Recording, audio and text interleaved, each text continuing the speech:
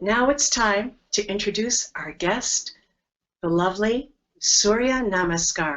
Surya, it's such a delight to have you here with us today. Thank you. It's such a pleasure to have this opportunity. Thank you. And as you know, this is a coaching show. So we have about 20 minutes together. And I want to know, how can I help you? Are there any challenges or obstacles, any irritations in your life that you'd like some help with today? Well, I am currently going through a divorce, and that has been remarkably challenging, as anybody who's gone through this process can imagine. It started off with fear and anxiety, uncertainty. Where am I going? Shall I close this door? Why did the door open to begin with? What was the purpose of my relationship? And so I went through all of that. I went through resentment. I went through pointing fingers at my spouse, wanting to blame him for everything that had gone wrong. And through this experience, my shift has happened sometime last year. But knowing what you do and knowing that you talk about the effects of life and how we're going through this spiral is so motivating, because I feel at the end of the day, we've all gotten to a point where things have been challenging and life has been far from perfect. And meeting people like yourself who are there to inspire and motivate and help us see light at the end of the tunnel is huge for me. I feel very fortunate that I'm on this show, and I feel that I'm at a point also that I can share my own experiences and give really the realities of life, and that I didn't just get here and get to where I am just by pure coincidence. It's all an accumulation of synchronicity, I believe. It's one of my favorite words recently. But just, I'm open. You know, I have a coaster right here, which I'm going to show you all. It just happens to be here because it's supposed to be here. And speak less, listen more. And so that's what I'm really learning to do, because I love to talk. I do. I mean, I could go sit here for 4 hours and just talk your ear off, Reba. Okay. But what I've learned to do is people very purposefully come into my life, and with their various experiences that they've been through, with their encounters, situational encounters, the people they've met, the people that have been on your show, for instance. I'm sure that even though you're a life coach, somebody tells you something that gives you an aha moment or a wow moment. And yes, I want to hear about that. And so, you know, whatever you say, whatever you can give me from where I am. Actually, let me turn it around for you. And it's so interesting because you say that you had, you're going through this divorce, which is such a challenging, such a painful situation, so many disappointments, so much, well, it's difficult. And tell me, what was the turning point? Maybe you could share with us, what was that turning point that helped you go from kind of this moment of despair and self-doubt to just really, it's like changing a tide almost. It's such a big shift of going from a downward movement to like, no, this is important, this is meaningful. What helped you discover those things? I have to say that probably in my 37 years of existence, I could, and I embarrassingly say this, but I have probably could count the number of books that I'd read in my lifetime. I was never much of a reader. I see. I picked up a book one day that came to me very purposefully, a book called Awaken the Spirit Within. The author is Rebecca Rosen. And Rebecca Rosen is a spiritual medium.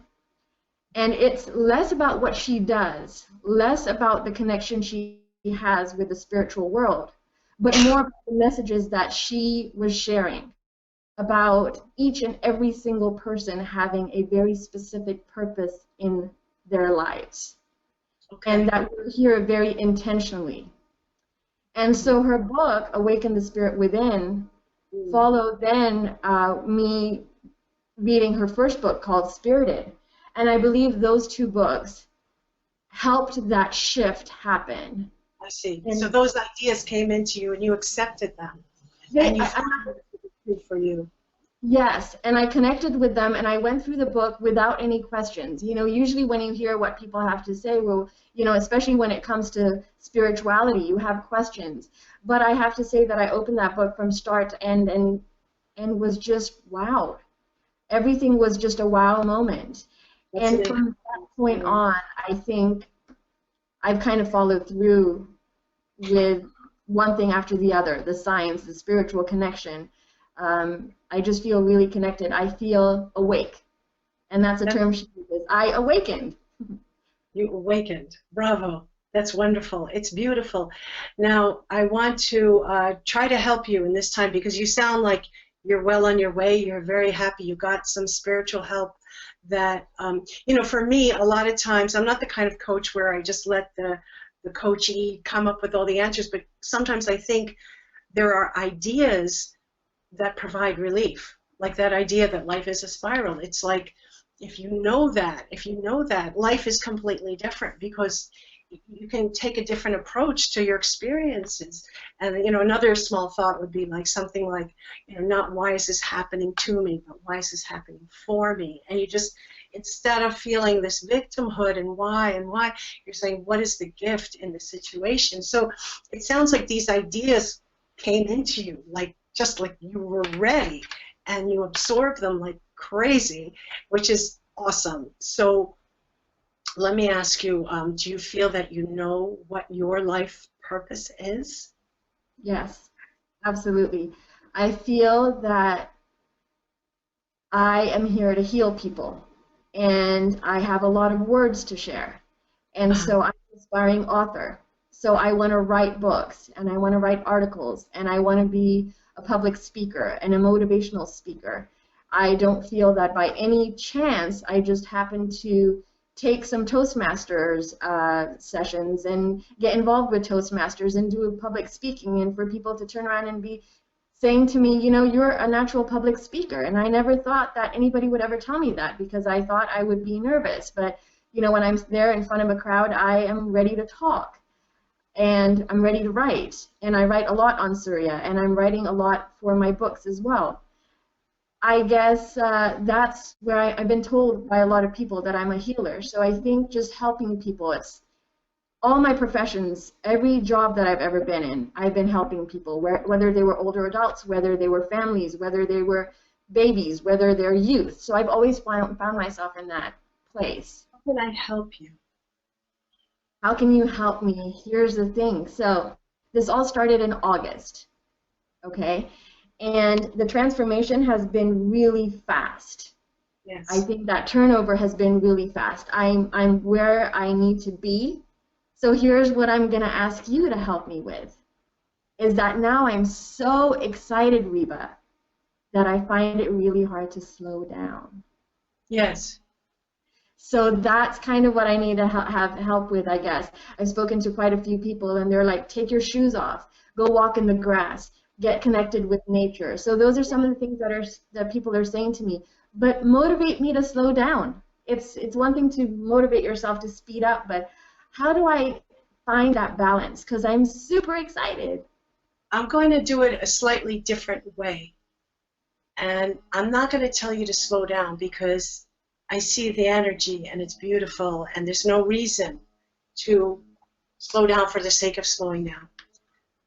But there is a reason, and I'm going to put it this way. You are, let's see, how do I describe this? You're like you're like an archetype of a typical of a client that I'm seeing these days.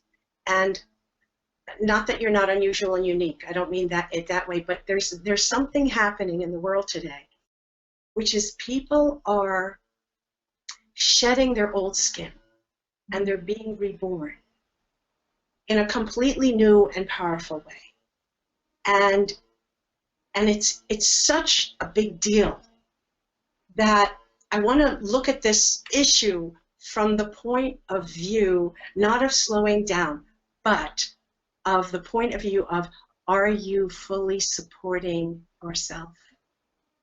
Are you fully supporting this change? So that as you make this transformation, you don't find yourself up here and like, oh, but I still am down here, but that as you're making this change, you're gathering everything you need around yourself so that you can fly. You're going from cocoon to butterfly, to use the old metaphor. Right. But are the wings unfolding fully? Are they drying in the sun? Do you have enough strength to actually propel yourself through the air? So let me just put it to you that way. Are you doing everything that you can to support yourself? I feel like most of the time I am, but there's always room for growth and for improving.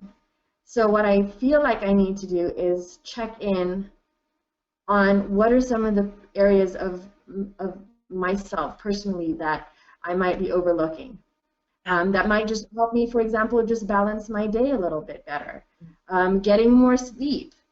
I have gone from thinking that I absolutely need 8 to 10 hours of sleep to sleeping 4 hours and feeling, what I think is rejuvenated, and I got my rest and 4 hours is enough, but slowly it kind of catches up to you, and then you slightly start to feel a little bit disconnected perhaps, or I don't get time to meditate as much as I would like to. I'd previously started to meditate, which was a big part of where why I got to where I did.